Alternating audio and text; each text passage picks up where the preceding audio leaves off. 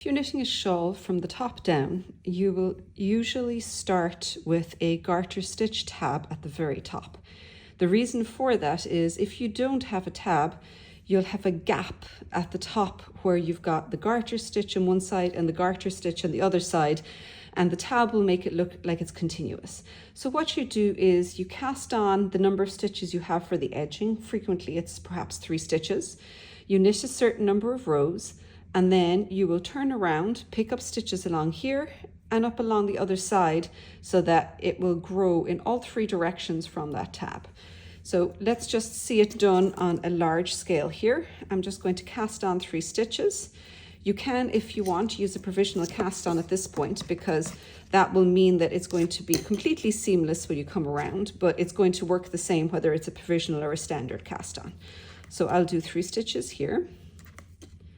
And then I'm just going to work a few rows. Depending on the number of rows you work will depend on how many stitches you want to pick up and start your shawl with. So each bump for your garter rows will be 1 picked up stitch. So if you want to pick up 3 stitches, then you'll knit 6 rows so that you have 3 bumps. But it's all in garter stitch.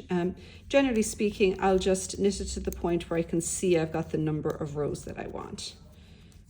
Got a few more rows here so I can have enough to pick up, and then that will give you all 3 directions that you can work in as you proceed down your shawl. We're almost there, so we've got, I'd say, one more row here and we're ready to go.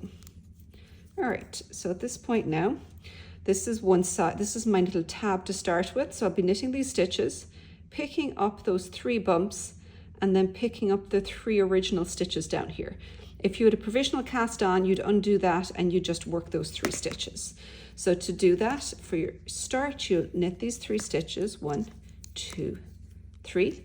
And if you've got a shawl, at this point, you'll pop your marker in here so that that will indicate the edging, because this is going to be your edging here. I'm going to go pick up and knit this bump, 1, pick up and knit this next bump, 2, pick up and knit this 3rd bump, 3.